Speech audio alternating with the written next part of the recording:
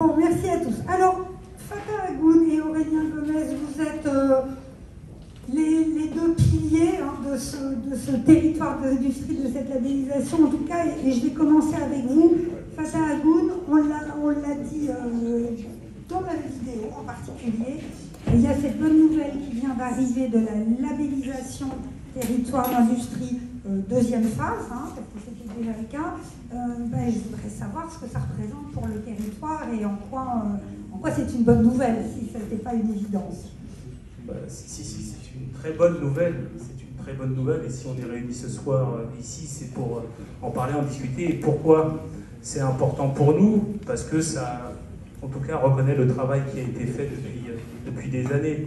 Dès 2016, très tôt, le président et l'ensemble des élus ont décidé de faire de ce territoire un territoire d'industrie. Et donc, très tôt, nous avons demandé cette labellisation. Et dès 2018, nous avons été reconnus territoire d'industrie. Et comme vous l'avez évoqué, ça a été rappelé, nous avons entamé beaucoup de projets, plus de 80 projets, plus de 20 millions d'euros apportés à territoire d'industrie. Avec Aurélien, on est les deux référents. Et donc, c'est pour ça que nous avons repostulé. Et je pense que d'avoir été retenus, c'est reconnaître tout le travail qui a été fait par l'ensemble des acteurs du territoire Grand Orly-Seine-Bièvre sur ce projet, les exemples qui ont été donnés. Et donc pour nous, c'est une très grande satisfaction parce que ça ouvre une nouvelle ère. Et je pense que la preuve par l'exemple, c'est ce qu'il y a de mieux.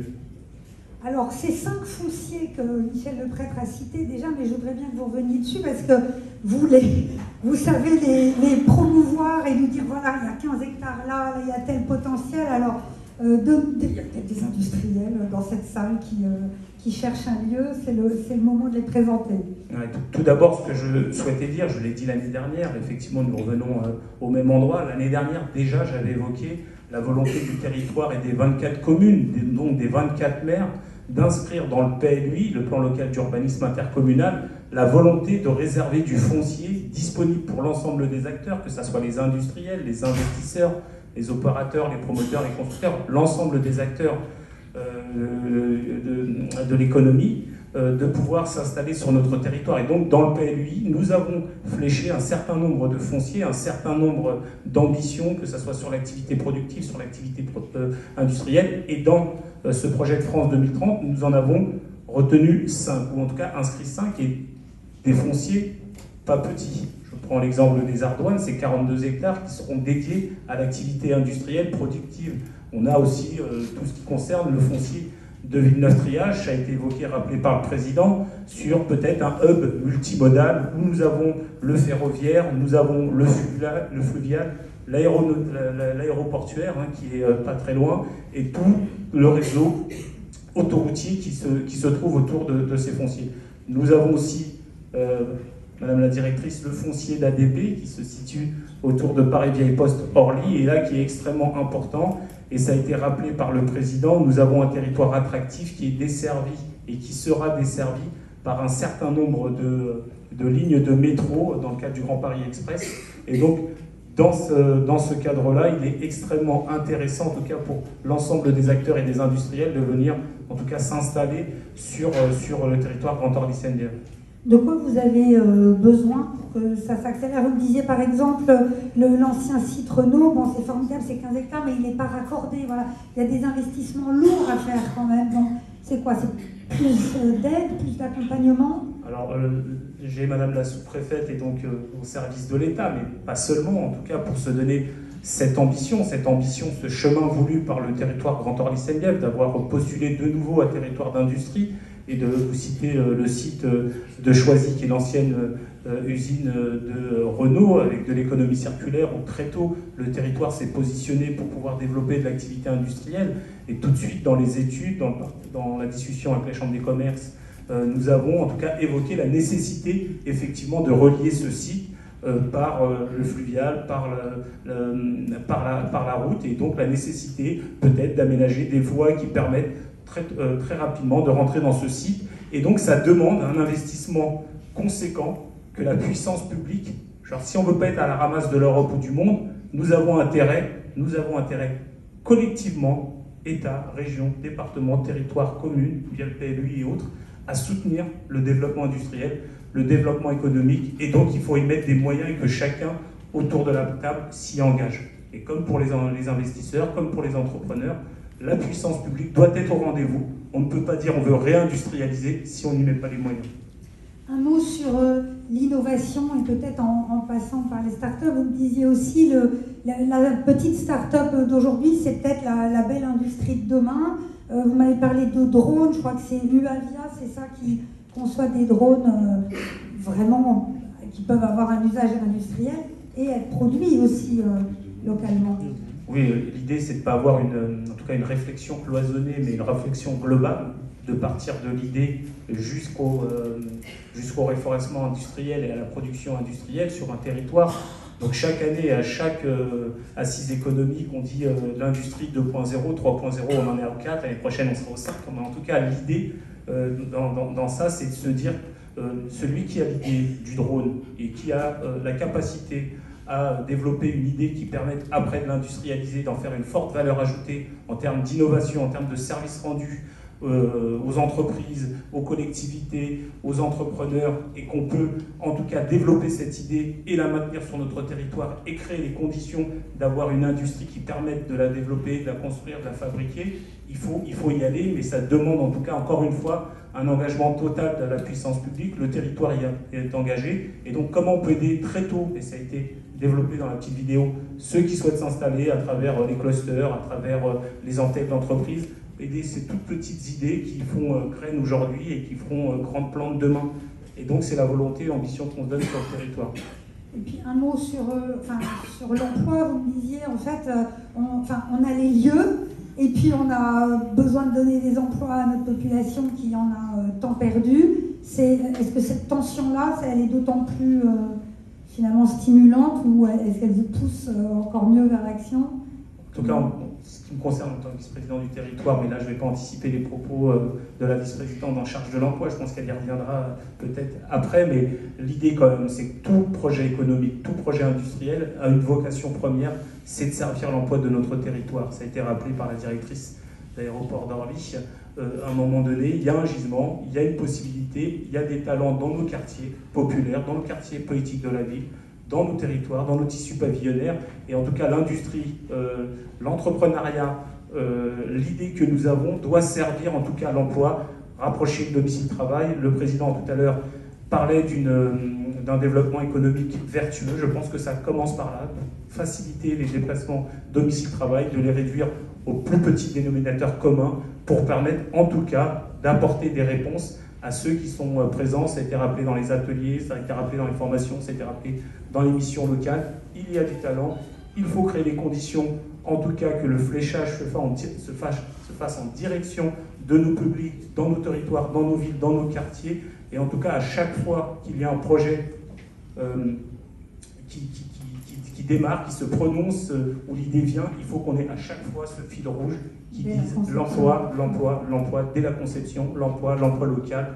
Ça permet la facilité domicile-travail, ça permet de répondre aux objectifs environnementaux et écologiques. Et je crois que si on a ce fil rouge dans la tête, on ne peut qu'y arriver. Je rappelle que le territoire est très attractif. On a parlé des 11 gares qu'a évoqué le président, en termes de logement, en termes de loisirs, en termes d'activités, en termes de pôle culturel. Le territoire est très bien desservi, et je pense que ça peut que aider les investisseurs, les entrepreneurs et les industriels à faire venir des salariés sur notre territoire.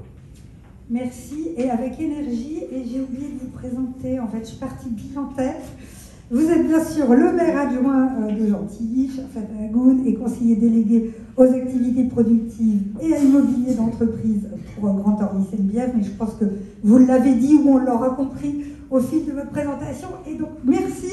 Et je vais vers vous, Aurélien Gomez. Alors, pour Air France, vous êtes le directeur délégué aux affaires territoriales, et puis là, vous allez nous parler d'Air France Industrie, et on commence à deviner les choses, mais je voudrais bien qu'on présente Air France Industrie. Je ne suis pas sûre que cette branche soit si connue que ça, ou identifiée comme tellement spécifique. Merci. Ah. Vous m'entendez ou pas? Non, visiblement, c'est pas le meilleur. Hein. Ah, celui-là est annulé. Ouais. Vous avez l'embarras du choix, quand même. Allez, on va y aller comme ça. Merci. Oui, alors peut-être juste un tout petit mot en préambule. Je voudrais me réjouir avec Fatah et avec tout le monde, effectivement, pour la reconduction hein, de territoire d'industrie pour le Grand Orly Sainte-Bièvre. C'est effectivement une récompense quelque part pour tout le travail qui a été mené sous l'égide du président et sous l'animation des équipes du Grand Orly Sainte-Bièvre. Donc je pense que c'est effectivement une très belle démonstration de la qualité du travail engagé, donc je pense qu'on peut collectivement tous s'en réjouir. Air France Industrie, pour y revenir, certains d'entre vous doivent connaître, c'est un acteur historique sur Orly.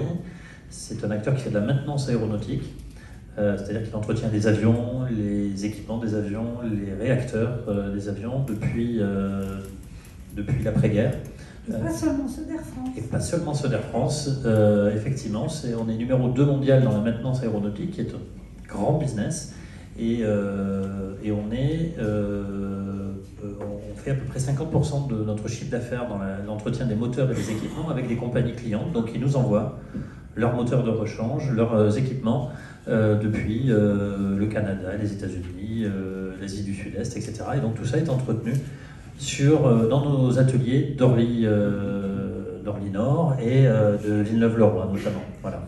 Donc une activité conséquente et un emploi aussi. Quoi. Alors c'est une activité qui a beaucoup souffert pendant la période du Covid, hein, soyons très clairs, mais qui redémarre et qui représente sur le territoire environ 2500 emplois directs. Donc c'est un très gros industriel, et à l'échelle de l'Île-de-France, Air France Industrie, c'est 7500 emplois, et c'est pour avoir un ordre de grandeur l'équivalent en chiffre d'affaires et en emploi de Dassault Aviation. Alors on ne connaît pas bien, mais c'est un acteur industriel important. C'est conséquent. Alors vous parliez de la crise Covid, vous aviez ce projet de développer une nouvelle activité. Alors finalement elle a été lancée là en septembre de réparation de réacteurs, hein, si j'ai bien suivi, et ça a failli ne pas se faire. Alors ma question c'est, en fait, vous avez été soutenu par le territoire, enfin comment vous vous êtes organisé pour que ça se fasse? Je pense qu'il faut se rappeler, parce qu'on oublie vite, mais la crise Covid a été vraiment terrible pour beaucoup de secteurs, pour toute l'économie française, mais c'est vrai que le transport aérien, et c'est pas ADP qui dira le contraire, a particulièrement souffert pendant cette période, y compris la maintenance aéronautique.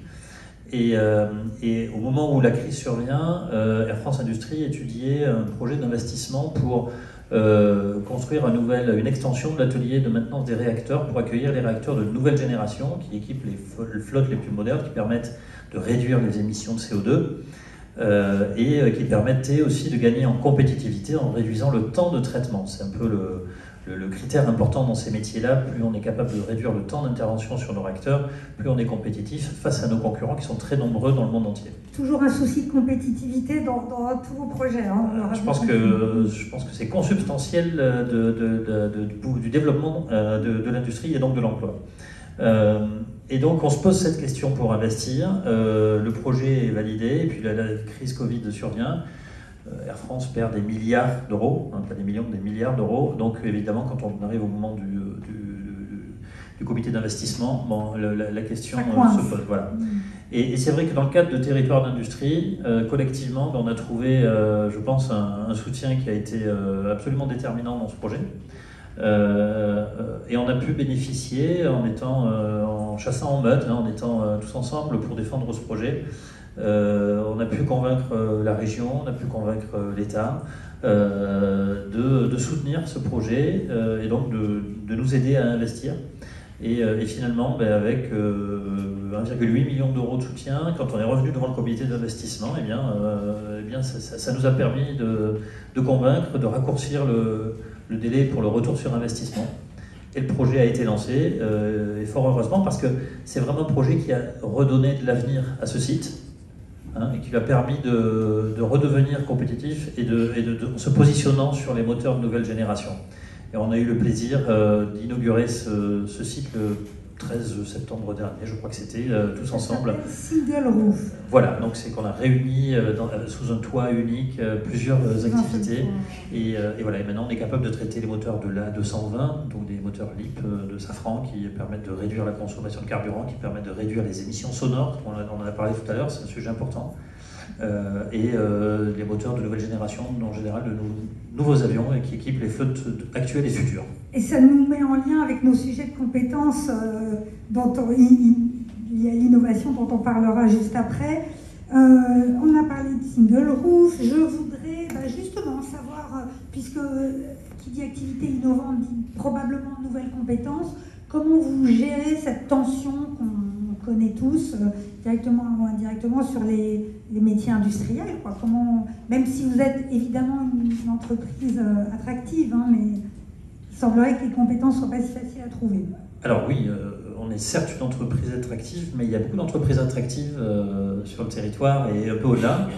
Et c'est vrai que le sujet de la capacité d'attirer des compétences est une vraie préoccupation. Je pense que de façon générale, il faut que collectivement, on redonne du lustre à l'industrie. Ce sont de beaux métiers, ce sont de très belles carrières, ce sont des métiers de passion. Les gens qui rentrent chez nous ne repartent pas. On aime ce qu'on fait, on fait voler des avions, c'est beaucoup de responsabilités. Un mécanicien, quand il termine une tâche, il signe, et il engage sa responsabilité au civil et au pénal. C'est-à-dire qu'on a une grande responsabilité quand on fait ce métier, et souvent on le fait avec beaucoup de passion. Et donc, on a un vrai sujet. Pendant la période Covid, on a beaucoup souffert, on a ralenti comme je l'ai dit, mais depuis qu'on est sorti de cette période-là, les besoins se font jour. Le projet que nous avons pu réaliser, et ça rejoint ce que disait Fatago tout à l'heure, et bien il se traduit concrètement par des besoins en emploi et en recrutement. C'est quand même ça la bonne nouvelle, voilà. Pour recruter. Hein. Et donc on a des besoins. Et donc on a réfléchi, on a travaillé, avec le soutien notamment des équipes du Grand Orly Seine-Bière, on a mis en œuvre un dispositif d'insertion pour aider des jeunes demandeurs d'emploi du territoire à accéder à ces métiers-là. On a créé une filière. Avec l'association Jérémy. C'est ça, avec une association qui s'appelle Jérémy, avec le CFA AFMAE, donc pour les métiers de l'aérien, pour aller chercher des jeunes, leur proposer des parcours. Vous les mettez à niveau pour qu'ils puissent être candidats C'est ça. On a un cursus spécifique, une sorte de... Alors on leur donne la marche intermédiaire dont ils ont besoin, parce qu'elle est parfois un peu trop haute pour accéder au CFA des métiers de l'aérien, qui est un CFA d'excellence qui est de très très haut niveau. Et donc, parfois, certains... Déjà, pour rentrer chez Air France, même Air France Industrie, il faut parler anglais. Donc, ne serait-ce que sur ces sujets-là, et puis des remises à niveau en maths, voilà, ce qu'on appelle des soft skills, etc. Et donc, avec Jérémy, on est en relation avec le tissu du territoire, et on va chercher des jeunes, on leur propose ces parcours. Combien de jeunes aujourd'hui Alors là, on en est à la 3e promo. Donc c'est des petites promos d'une quinzaine de personnes à chaque fois, mais on vient de commencer. Et vu les besoins qui sont les nôtres en termes de recrutement, eh bien, c'est non seulement quelque chose que l'on est fier de faire, que l'on aimerait faire plus à Orly. On a un sujet de discussion d'ailleurs avec Madame la vice-présidente pour essayer d'implanter un peu plus ces parcours à l'étape de formation sur le territoire. Et aussi un sujet, je sais que ça tient au cœur du président, de féminiser ces métiers. Et c'est un vrai défi. Et c'est un vrai défi pour nous. C'est un choix que nous faisons, c'est d'essayer d'aller de renforcer la féminisation de ces métiers, mais il faut essayer de sortir des stéréotypes, et ils ont la peau dure. Voilà. On est loin du boulot de travail dans ce que vous présentez. Merci Aurélien Gomez. Et alors on continue. Si on a un petit peu de temps, on prendra des réactions, mais j'y vais bon train. Alors, Madame la sous-préfète, Naïma Mégénie, merci d'être avec nous. Je n'oublie pas de vous présenter. Vous êtes au Val-de-Marne auprès de la préfète, et vous êtes avec nous ce soir. Le micro fonctionne, voilà, je m'en inquiétais. Pour représenter l'État, effectivement, vous avez vu, on vous appelle tous de tous nos voeux, voilà, soutien, accompagnement, la force de l'État pour porter ces projets à leur accomplissement. Alors, permettez-moi juste de saluer l'Assemblée et Monsieur le Président, de vous remercier pour votre accueil, et Madame Coutard également dans l'enceinte de l'aéroport, Madame la maire qui est également ici, que j'ai salué tout à l'heure, et Mesdames, Messieurs les élus et les entreprises, bien évidemment, même si j'ai à côté de moi Aurélien Gomez, que je connais déjà, puisque j'ai déjà assisté à un premier territoire d'industrie COPIL, et c'était il y a déjà quelques temps, à mon arrivée, il y a quelques mois. Permettez-moi aussi d'excuser Madame la Préfète qui, par l'actualité dont vous avez tous connaissance, est prise sur un certain nombre d'autres questions.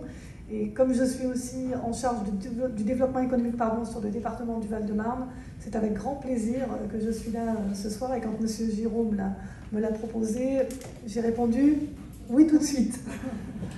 Donc c'est toujours avec un grand plaisir, d'autant plus qu'il y a 10 jours, je faisais une première réunion auprès des entreprises du Val-de-Marne sur France 2030 et j'encourage aussi bien pour l'Essonne mais pour le Val-de-Marne, toutes les entreprises qui sont intéressées par les appels à projets et qui ne savent pas comment y répondre, qui ont peur d'y répondre, qui pensent que ce n'est pas pour elles, de s'adresser à nous et nous faisons le relais avec les opérateurs que sont la Caisse des dépôts et des consignations, l'ADEME, le Centre national de recherche, la BPI.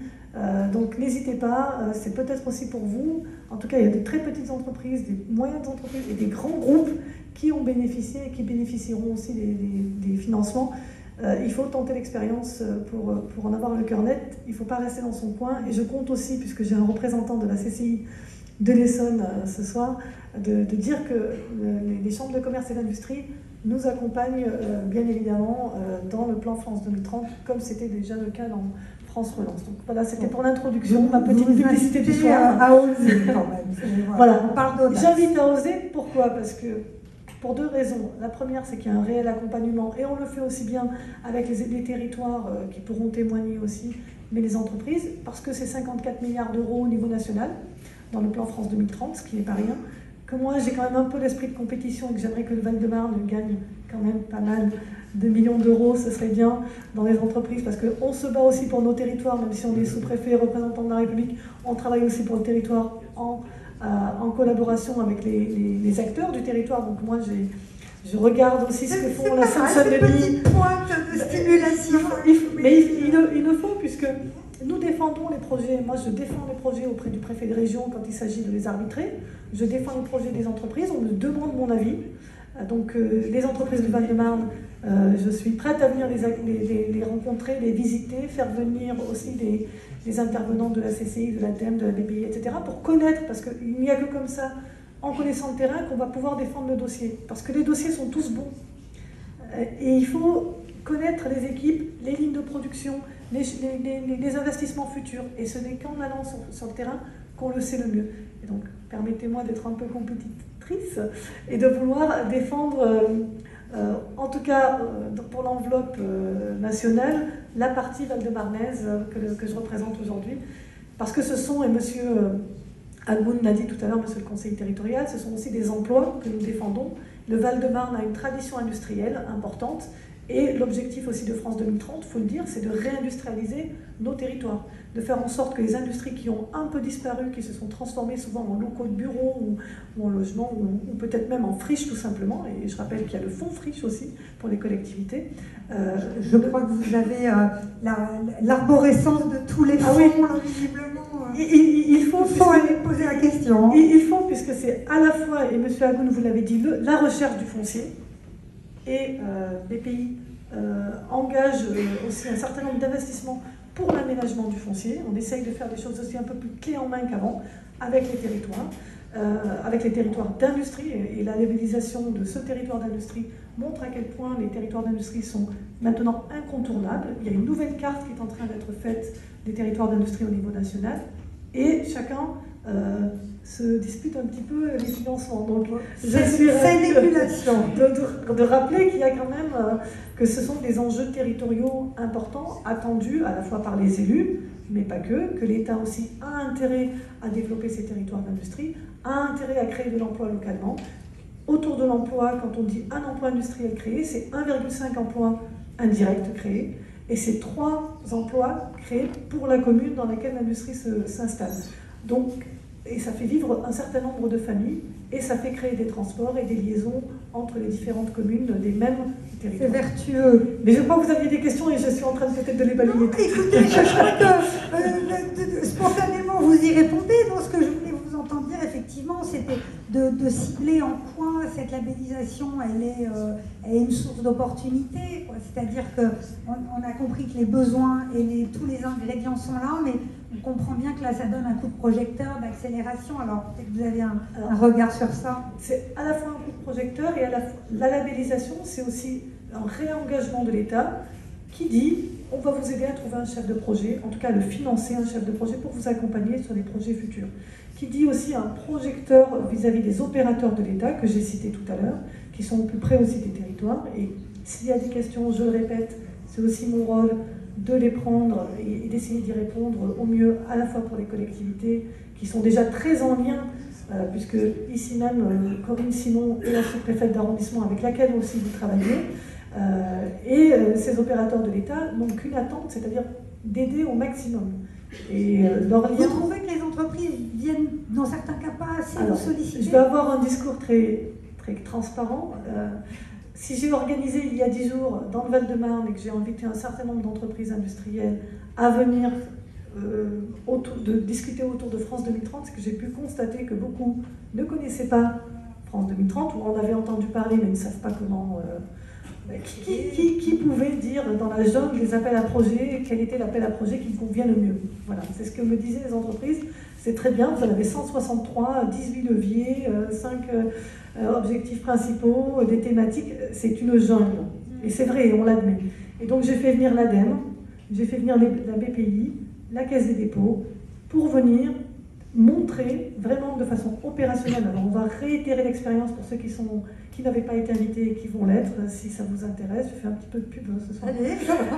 Mais c'est vraiment, je sais, et nous savons collectivement, que les appels à projets, malheureusement, ce n'est pas une question saisie régulièrement par les entreprises qui se disent est-ce que je vais gaspiller du temps, entre guillemets, à essayer de répondre à un dossier, on va me répondre dans 6 mois, je ne serai pas retenu, je vais perdre du temps, je vais payer un ingénieur, je vais chercher... Voilà. Donc, pour démystifier tout ça, je rappelle simplement que le premier dossier qui est déposé est un dossier très simple. C'est juste il ne faut pas censurer. Qui vous êtes, quel est votre projet, à combien vous l'estimez. Voilà. Ensuite, on prend contact avec vous, vous venez pitcher votre dossier devant les intervenants. Il y a même la Caisse des dépôts, par exemple, vous entraîne à pitcher votre dossier. Donc, voilà.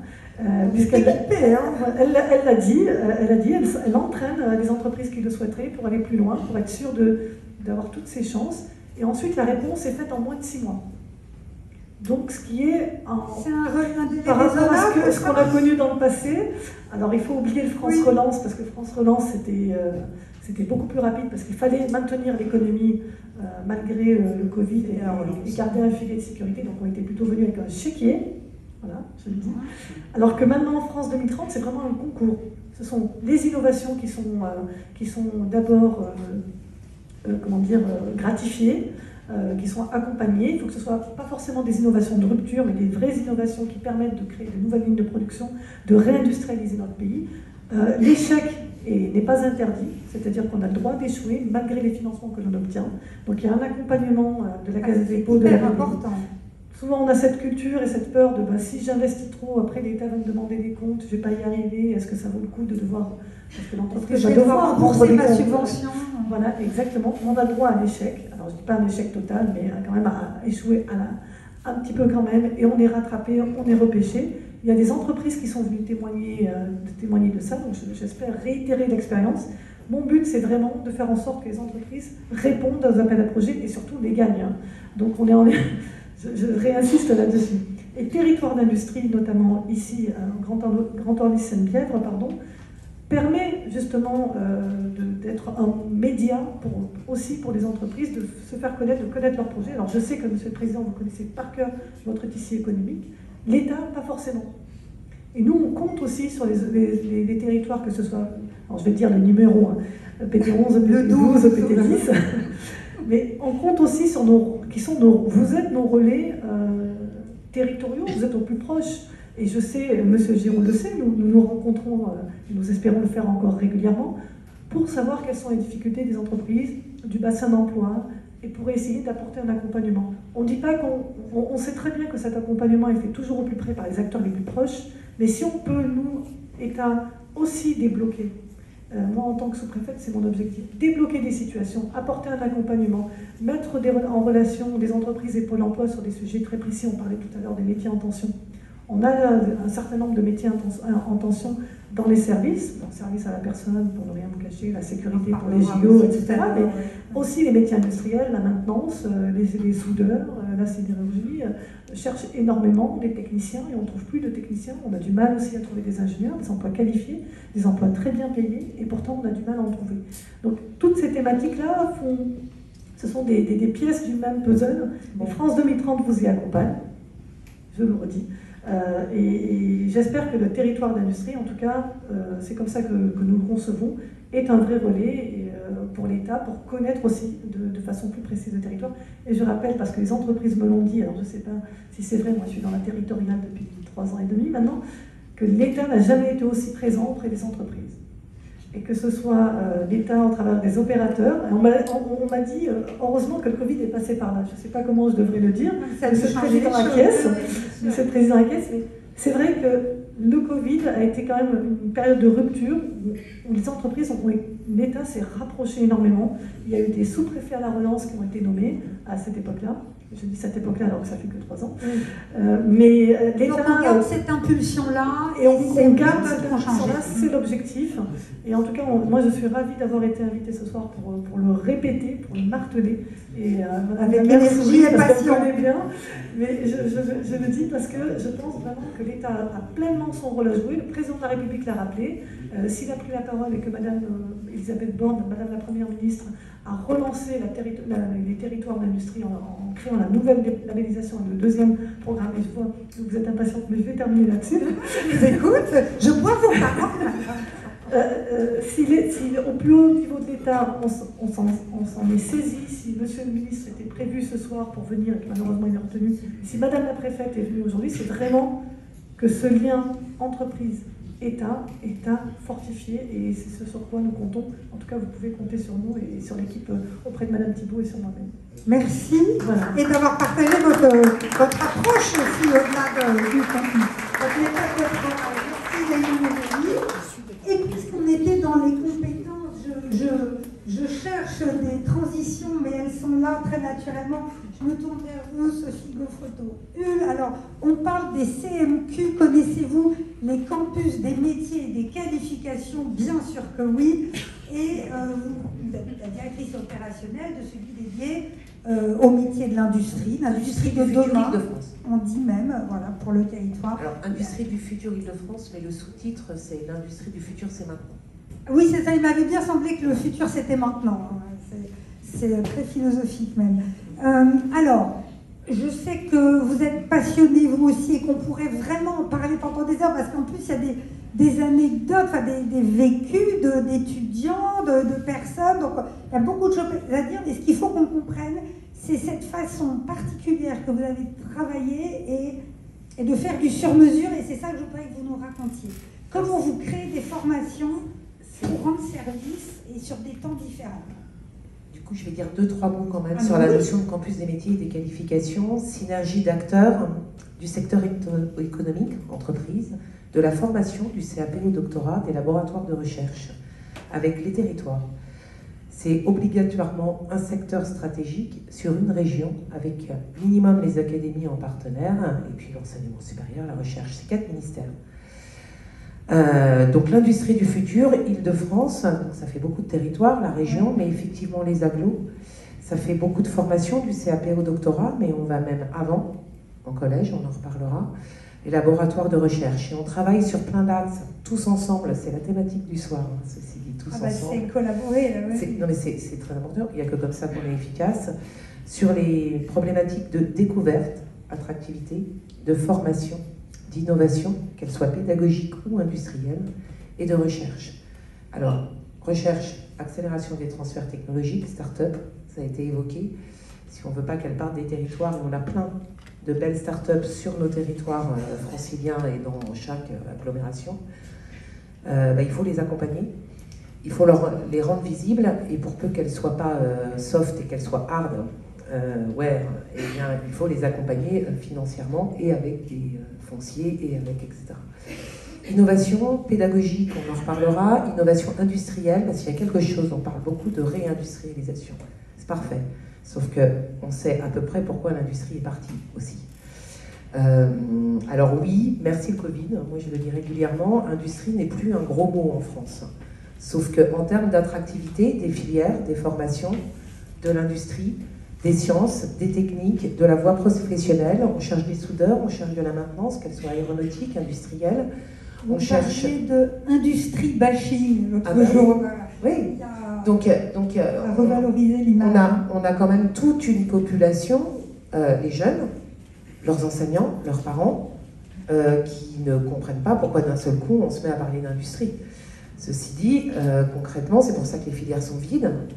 Donc à ça se greffe le fait qu'en plus, on est dans la 4e évolution industrielle, pas encore dans la 5e, mais dans la 4e évolution industrielle, qu'on a en grande partie raté notre 3e révolution industrielle en France, et c'est pour ça que l'industrie est partie, que ça veut dire des compétences supplémentaires, et c'est pas on rase les anciens métiers, c'est pas des nouveaux métiers. Et on ajoute, hein, il y aura toujours de la mécanique dans les avions, il y aura toujours des chaudronniers, il y aura toujours des soudeurs, peut-être qu'il faudra qu'ils soient capables en plus d'avoir des compétences numériques, des compétences de robotique collaborative, des compétences de réseau, des compétences de capteurs intelligents, je ne vais pas tous vous les citer.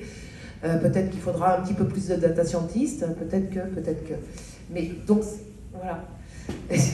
Donc concrètement, on est obligé de travailler sur tous les axes, Comment montrer, donner envie d'industrie, donner envie de technique, donner envie de science, tous ces mots qui ont été des gros mots pendant un moment.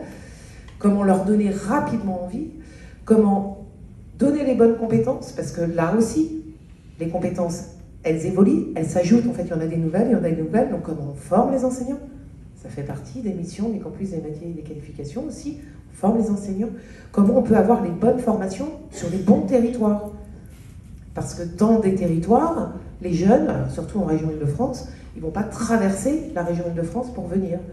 Donc si on n'a pas un centre de formation à proximité qui forme dans les bons métiers pour la bonne entreprise, eh bien il faut réussir en plus à les chercher. Déjà on n'en a pas assez, et en plus il faut le convaincre de venir et de traverser, etc. Donc ça c'est des problèmes de cartographie. Et puis, voilà, ça veut dire aussi des compétences supplémentaires, ça veut dire des études plus longues. Oui, des études plus longues. Non, mais je vois que vous voyez tous les challenges du sujet. Il y en a encore un, c'est qu'en plus, maintenant, on demande de l'éco-responsabilité, on demande une conscience et une acuité de ces sujets. Ouais. Alors, il y a plusieurs choses. C'est que l'industrie, déjà, pour que celle qui est encore là et qui n'était pas partie, elle reste, il faut qu'elle puisse rester compétitive, qu'elle puisse avoir les bonnes compétences. Pour en ramener d'autres, il faut qu'on puisse être compétitif, qu'on puisse avoir les bonnes compétences. Pour être compétitif, c'est avoir les bons humains dans les bonnes compétences et avec les bonnes technologies. Ça veut dire aussi une industrie durable, responsable. Aujourd'hui, pour la majorité des jeunes, c'est eux qui choisissent où ils vont. Donc ça fait partie des critères et des enjeux industriels, hein, de dire oui, chez nous, on est dans un développement positif, parce que eux, effectivement, ils choisissent. Pourquoi? Parce qu'on en manque. Donc on n'a plus de techniciens parce qu'on manque d'ingénieurs, donc on n'a quasiment plus aucun jeune qui sort avec un niveau technicien, parce qu'il poursuit ses études. Si on veut de nouveau des techniciens... Donc on manque de techniciens. Concrètement, on manque de beaucoup de techniciens. On manque d'ingé aussi, hein. Mais on manque d'ingénieurs. Hein. Non, mais on manque d'ingénieurs. Mais c'est parce qu'on manque d'ingénieurs, on a quasiment plus de techniciens de vrai niveau technicien. Sur les constats, et encore pire en France d'ailleurs. Dites-nous comment vous faites pour intervenir, parce qu'on a compris que former un jeune, c'est quand même... En fait, c'est tous ensemble. Hein. Comment? C'est tous ensemble. Tous ensemble. C'est tous ensemble. C'est tous ensemble qu'il faut intervenir. C'est-à-dire que nous, on a donc le campus, cette synergie d'acteurs. Welcome à tous ceux qui veulent venir. Hein, plus on est de fous. Parce qu'en plus, vous faites des ateliers, des démonstrations, des sensibilisations. Alors, on a monté un lieu totem, parce que synergie d'acteurs, il faut quand même que ça prenne corps à un endroit. Oui, on a monté un lieu totem, le centre innovation à Évry. Donc, merci à notre porteur, l'université d'Évry, de nous avoir gentiment permis de construire ce centre magnifique, qui est un plateau, c'est un tiers-lieu industriel en fait. C'est-à-dire que c'est un plateau qui sert à la découverte, à la formation, mais pas sur des temps longs, on ne va pas devenir un centre de formation, à l'innovation, à la recherche, avec tous les types d'acteurs. Donc se croisent des collégiens, des chercheurs, des enseignants du supérieur, des industriels, des spécialistes des technologies, potentiellement consommateurs et intéressés pour voir comment ils peuvent trouver des profs et des parents aussi. Oui, alors pas encore beaucoup de parents, et on réfléchit à un modèle où on fait venir un peu les parents aussi. On va à la rencontre des parents dans les établissements, mais il faudrait aussi pouvoir les ramener, leur montrer. Parce que quand on montre, quand ils touchent, quand ils sont sur une ligne 4.0 et qu'ils ont plein de technologies et qui touchent, je vous promets, les jeunes ont tous envie. Dès la 5e. Il faut les amener là. Surtout dès la 5e. Un mot avant de conclure, vous m'avez parlé d'une formation. Vous avez l'idée de faire des petits modules où vous sortez les jeunes de leur environnement habituel. Racontez-nous. Oui, parce que là, on vient de se parler de tous ces actes, sauf que concrètement, une entreprise, là tout de suite, et puis bon, on va prendre l'exemple des techniciens de maintenance industrielle, au pif, qui n'en a pas besoin, qui en trouve facilement sur le marché. Voilà. On a plusieurs problèmes. Donc on travaille ensemble sur plusieurs axes. Du long terme, on est obligé, et c'est là où on va jusque dans les collèges et même les primaires, parce qu'il ne faut pas qu'on soit dans la même situation dans 10 ans. Si on ne travaille pas sur cet axe-là, on ne va pas régler le problème pour dans 10 ans. On travaille ensemble à accompagner ces jeunes, parce qu'il y a quelque chose, mais tout le monde en est conscient, ces jeunes qui sont souvent rentrés dans la voie professionnelle, seconde professionnelle. Orientation subie pour 70% des jeunes qui sont dans nos filières. Et si on arrive à les remplir, c'est parce qu'on n'a plus assez de place en lycée dans le sud francilien. Sinon, elle serait vide, clairement. Donc, ça veut dire qu'ils n'ont pas choisi. C'est des jeunes qui n'ont pas redoublé.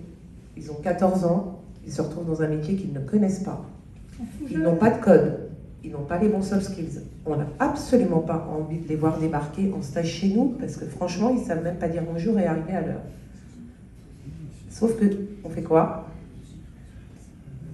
Eh bien, le seul moyen, ça va être essayer de quand même les accompagner, de quand même les faire adhérer, de quand même leur montrer, dès leur entrée en seconde, vers quoi ils vont, quel avenir ils se préparent, parce que sinon, ils vont traverser seconde, première, terminale, ils vont avoir leur bac, ils vont être potentiellement agents de maîtrise de maintenance ou un bac pro aéronautique structure, et on ne va pas les retrouver dans l'emploi. Parce qu'ils ne savent même pas pourquoi ils ont été formés, parce qu'ils n'ont pas rencontré les entreprises, parce qu'ils n'ont pas adhéré, parce qu'ils ne savent même pas qu'ils seront plus payés à aller faire ça que d'aller travailler là-dessus. Donc ça, déjà, ça c'est du moyen terme. Et si on les accompagne bien, eh bien, Puis après, il y a le court terme, parce qu'il y en a qui me disent des entreprises, bah ok, sauf que moi, là, c'est tout de suite, je peux pas... Ça, c'est du moyen terme, parce qu'ils sont actuellement dans les formations. Ça veut dire que si on les accompagne, il y en a qui sont en terminale, c'est 1 an, il y en a qui sont... En même temps, on va créer des bacs plus simples, pour leur donner un peu plus de maturité, de compétences en apprentissage, hein, on avait oublié d'en parler, tout ça. Et puis, bah, après, comment est-ce qu'on fait quand même, tous ensemble? Ça, il y a des pistes, tout de suite. Dire oui, mais ok, mais moi, c'est maintenant.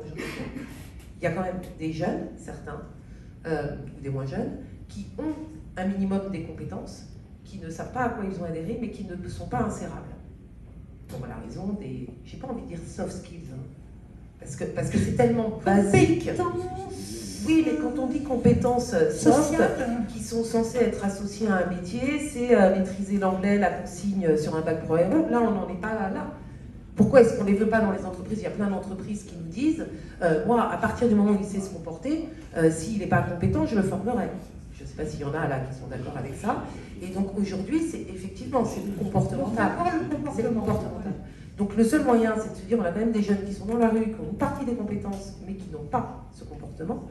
Donc peut-être que tous ensemble, on pourrait se dire, ok, comment on fait? Donc oui, il faut les sortir de leur zone, de leur environnement proche, de la manière dont ils sont pressurisés, accompagnés et encouragés à rester dans cet état-là. Et puis bah, peut-être pendant 1 mois, 2 mois, se dire, ok, on retravaille cette insertion professionnelle, mais finalement cette insertion sociale. Sociale.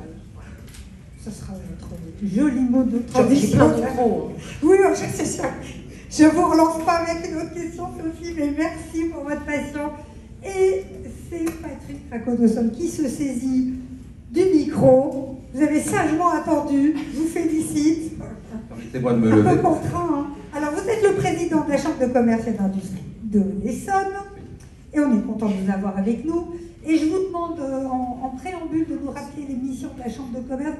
c'est quand même des institutions consulaires d'ailleurs qui ont beaucoup changé ces dernières années. Donc redites-nous ce que vous faites pour votre territoire, votre terreau d'entreprise. Difficile de faire court alors si, que notre mission est si. grande. Mais en quelques mots, d'abord permettez-moi de remercier Monsieur le Président et Madame la Directrice de nous accueillir, d'avoir un décor qui est top, peut-être pas adapté à ma morphologie. Donc je me lève. Vous savez, ça donne des idées de développement futur, donc merci d'avoir L'année prochaine, je vais travailler pour plus en On en parlera adéquation. avec l'agence. Quant aux missions du réseau des CCI, très simplement, je dirais que les CCI, c'est un organisme public, c'est un établissement public qui est sous tutelle de Bercy et qui est dirigé par des élus et accompagné par des collaborateurs. En ce qui concerne ma CCI, nous avons 35 élus, 75 collaborateurs. Et nous sommes également sous la responsabilité du préfet de région. Et nous sommes, pour faire très simple, la cheville ouvrière de l'État. Ça veut dire que nous avons cette capacité, au travers de nos employés, de nos experts, et de l'expertise qui est la nôtre, nous avons cette capacité à toucher le territoire au plus bas, au plus profond de lui-même et avoir la logique du dernier kilomètre. Nous la vivons au quotidien. Pour ce qui est de la CCI de l'Essonne, nous avons des collaborateurs qui rencontrent plus de 500 entreprises par mois. C'est énorme. Nous avons un fichier qualifié qui est un des plus importants parce que c'est un travail de fond et c'est notre relais. Cette expertise-là, nous la partageons avec notre tutelle, que ce soit la préfecture, mais également dans un écosystème, puisque la CCI de l'Essonne fait partie des CCI d'Île-de-France. Et veuillez excuser l'absence de mon collègue Gérard Delmas, qui est président de la CCI 94, puisque ce territoire a la particularité d'être dans 2 départements. C'est important. Mais nous travaillons de concert, et je suis là pour la pensée, l'action collective, puisque moi, en tant que président de CCI de l'Essonne, j'ai une action sur les 6 villes concernées, 25% de ce territoire, mais quand même avec un regard et un accompagnement sur cet écosystème. Alors, vous me disiez, ce territoire d'industrie, il est très important parce que c'est l'entrée de votre département. Il en assure quoi, le rayonnement, enfin l'accès. En fait, c'est un territoire d'accueil parce qu'il irrigue. C'est un territoire dans lequel les transports sont fortement développés. Et pour pouvoir se déplacer, arriver en Essonne et toucher les industries de l'Essonne, que ce soit à Évry, au Génopole, que ce soit sur le plateau de Saclay, qui fait quand même 80%, donc 80% du territoire est en Essonne, et que ce soit au plus profond de l'Essonne, voire jusqu'au Loiret et la Bourgogne, eh bien, une des portes d'entrée, et la porte d'entrée aérienne, c'est Orly. Et les connexions d'Orly, les connexions des différents modes de transport sont très importantes. Elles sont structurantes pour notre département. L'industrie dans l'Essonne, vous m'avez dit qu'il y a des champs de lavande dans le sud de l'Essonne, donc c'est Oui. quand même très varié. Cette labellisation territoire d'industrie, qu'est-ce qu'elle va vous apporter? Comment vous allez vous en servir ou vous en saisir de cette deuxième phase en tout cas? Alors comme nous sommes des gens discrets, l'industrie, nous la pratiquons depuis longtemps. Et ça ne se sait pas forcément. Effectivement, il y a des champs de lavande dans l'Essonne, on ne le sait pas. Nous avons l'industrie de l'arboristerie. Nous avons une entreprise qui s'appelle Darigal, qui est quand même numéro 1 sur ce marché au monde, à Nîmes-la-Forêt. Et l'industrie que nous accompagnons, globalement, elle est de tout niveau, puisque je vous ai cité tout à l'heure à la fois le Génopole à Évry. Le Génopole, c'est important, et la CCI est devenue depuis un mois le premier membre associé du Génopole, puisque nous avons un incubateur qui travaille avec le Génopole en lui-même, et nous venons de créer un véritable parcours client. Nous, la CCI, en accueillant les startups et en mettant à leur disposition des outils les plus modernes qui soient, et lorsque ces entreprises arrivent à maturité, eh bien, elles traversent la rue, elles arrivent au Génopole, qui leur permet de se développer, et lorsqu'elles passent à la phase d'industrialisation, il y a du territoire, du foncier disponible, pour qu'elle puisse s'implanter. Ça, c'est pour la partie d'Evry. Sur la partie de Saclay, vous la connaissez tous et je m'y attarderai pas. Et dans le sud de l'Essonne, effectivement, nous avons développé une industrie. Nous avons Gatti Chambre qui développe l'industrie du chanvre et également de la lavande, de l'herboristerie, mais vraiment très ciblé. Nous, le plan d'industrialisation, nous l'accompagnons déjà parce que nous portons le plan France 2030. Le plan France 2030, nous sommes les partenaires, je vous l'ai dit, la cheville ouvrière de la préfecture et l'Essonne. Permettez ma humble Vous êtes expression. compétitifs tous les deux, hein, je trouve. Hein. Permettez ma humble expression. Alors, nous avons un sous-préfet en Essonne, Narendra Jussien, qui lui-même est très dans la compétition. Et j'étais lundi avec le préfet Narendra qui nous disait, Patrick, nous avons dans notre département nous avons capté 596 millions, 19% pour les TPE. Donc c'est important parce que nous les challengeons. Oui, parce que Madame l'a expliqué, le plan France 2030, dans sa complexité, c'est un dossier d'abord. Un dossier à remplir avec des cases à cocher. Et dans le cheminement, on peut très vite se rendre compte qu'on ne rentre pas dans les cases. Donc nous sommes là pour les aider à faire rentrer dans les cases, pour en apprendre la lecture et pour avancer au mieux et le plus rapidement possible, et en moins de 6 mois si c'est possible, et puis en 6 mois si ça se doit. Mais, je reviens, 19% de TPE, c'est énorme. Et en Essonne, nous sommes le 5e meilleur département de France. Madame, je pense que vous pouvez me confirmer. Je ne m'attendais pas à ça. Mais c'est un travail collectif. C'est un travail collectif. On est en dessous. C'est un travail Et qui collectif. est quatrième? C'est quoi le quatrième? Pas le département du Val-de-Marne. Juste pour vous couper la parole et juste pour vous donner les chiffres, pour le département du Val-de-Marne, c'est 77 entreprises qui ont bénéficié de France Relance et nous avons la moitié de ce qu'ils ont eu et ça, je viens de le constater. Et c'est dur, c'est très très dur. Mais peut-être que nous sommes déjà plus industrialisés aussi, mais 293 millions pour le Val-de-Marne, mais j'ai un objectif maintenant et c'est ça. C'est bien fait de venir. On a allumé la flamme, là, je pense. C'est une compétition en préfecture. Nous, les CCI, nous sommes au service et dans l'accompagnement, et d'abord au service des entreprises du territoire.